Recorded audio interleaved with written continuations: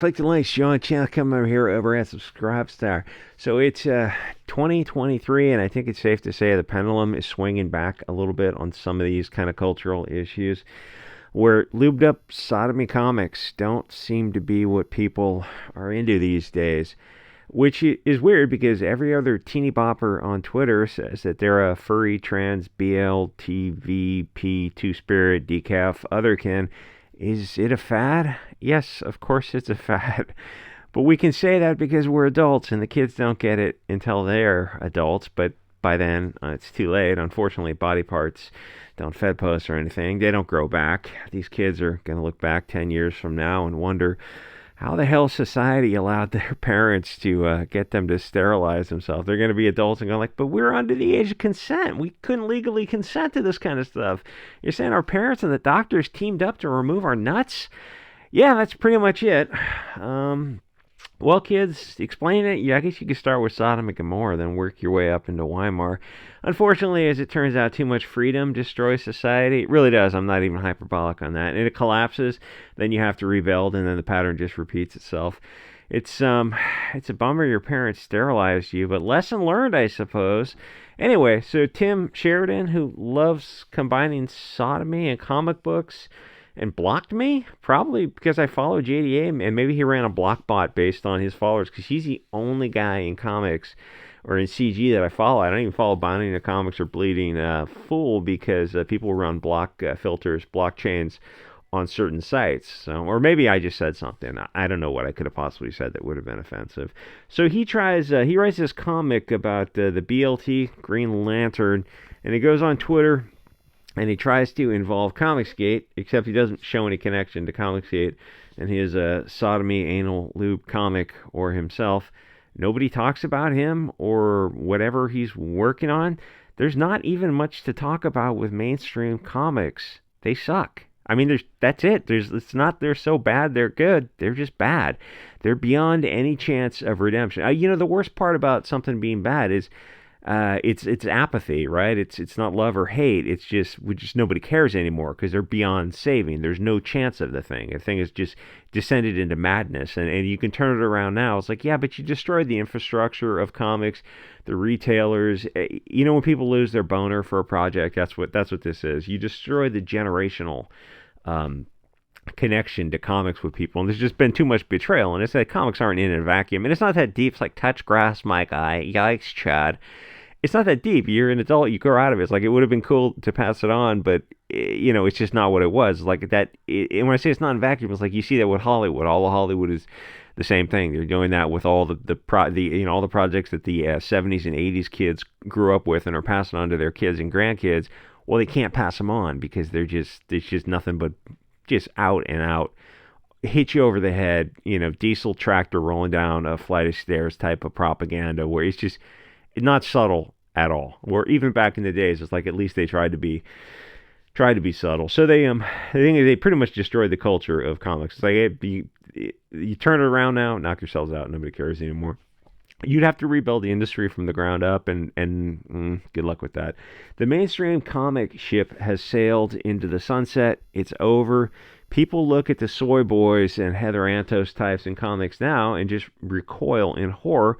People in Comicsgate are busy selling their own comics. Most people don't know who the Sheridan guy is, and nobody has any interest in a BLT Green Lantern. And here's the thing. The BLT people themselves don't want gay Green Lantern or gay comics in general, or comics at all now that I think about it, especially over the past 10, 15, 20 years. I mean, they've just been steadily getting worse because when they make these agenda-driven comics, it's like an industrial comic about heavy-duty manufacturing or something, and like metallurgy for steel threads or something just so bizarre and so specific, like nobody knows what the hell they're talking about. No, you understand the carbon to iron ratio. Like, well, I don't know what you're talking about, and I don't care. And this is a comic in name only. Those kind of things they sell for, like, I don't know, the Industrial Lubricants Association.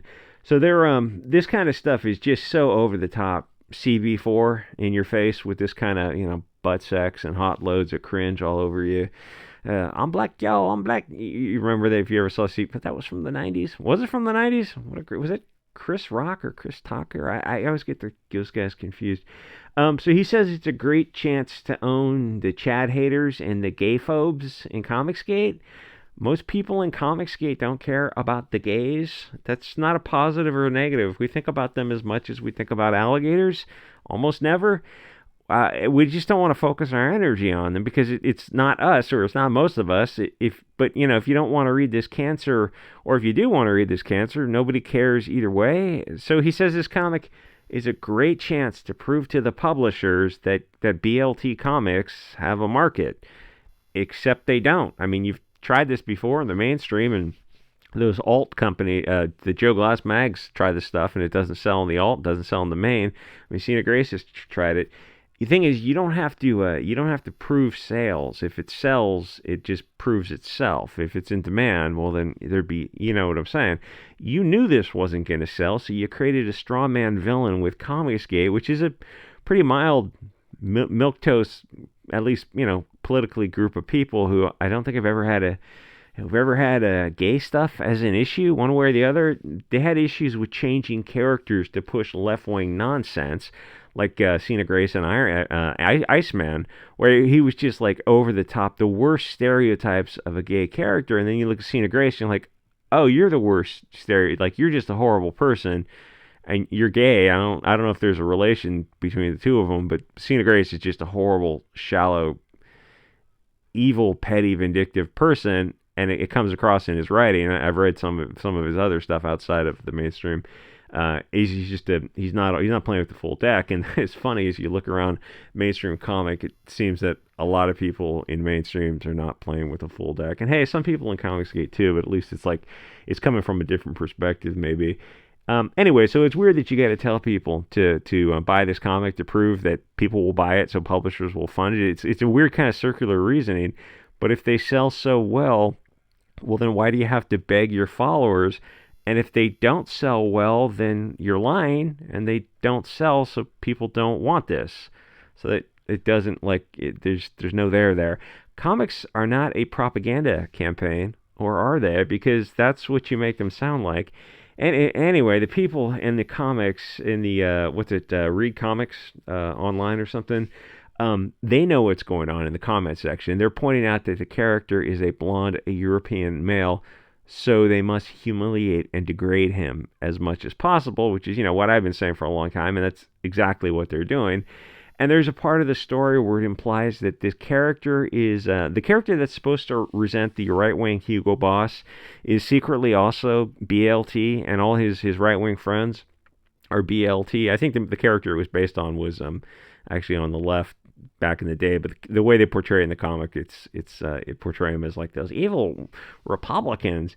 And anyway, so this character, these right-wing characters, probably Christian, am I right? Because they're the worst. What about those other two religions? Shh. They imply that they're going to gangbang the main blonde character because it was always about the humiliation ritual for a conquered people. They will destroy and make filthy everything. They really don't care about the money. It's Weimar right before the war. This is psychological warfare mixed with their own natural filthy degeneracy, of which they're not lacking. So this goes on for 6 sodomizing issues, and he says buy it, or the Chads in Comicsgate wins. Except Comicsgate would not have heard about it if he didn't mention it. If you told me, I wouldn't even have recognized his name, or that this was a comic. This is going to a very limited audience. You got to understand that going in. But way to antagonize people. So he was hoping that if he could create a straw man, that it would help sales, except it didn't, because the first issues, when sales would have been at their peak, didn't register on the top 50 sales charts at all.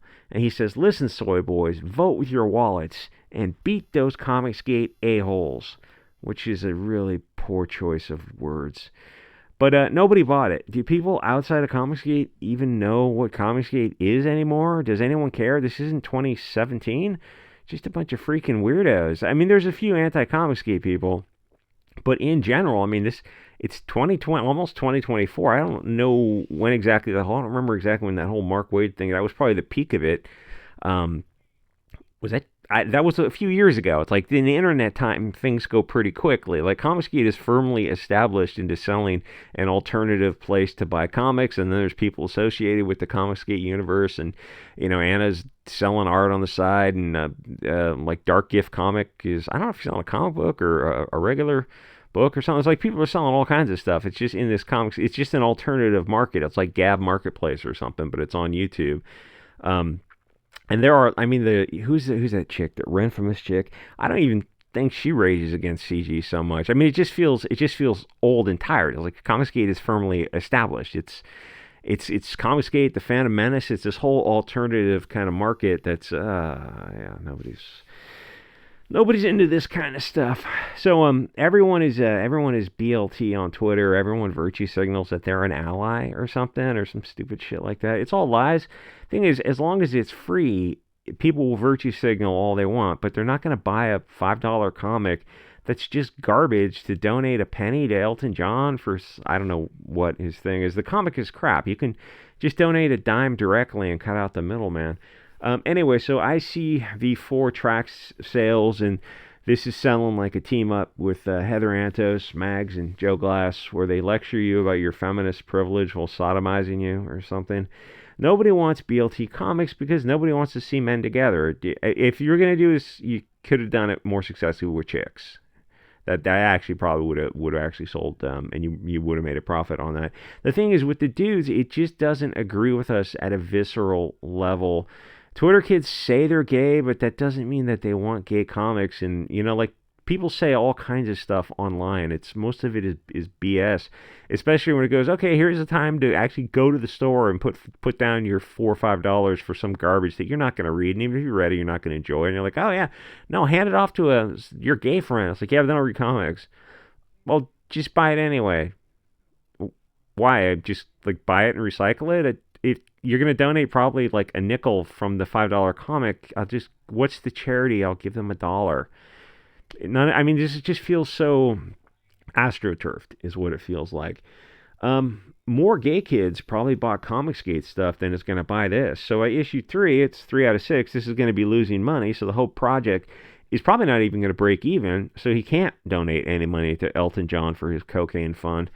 Guys, you can, please don't ever send me comics like this, because I'd probably use them for target practice and get kicked off of YouTube if I showed those videos. I'd definitely be using 22s because ammo is not cheap.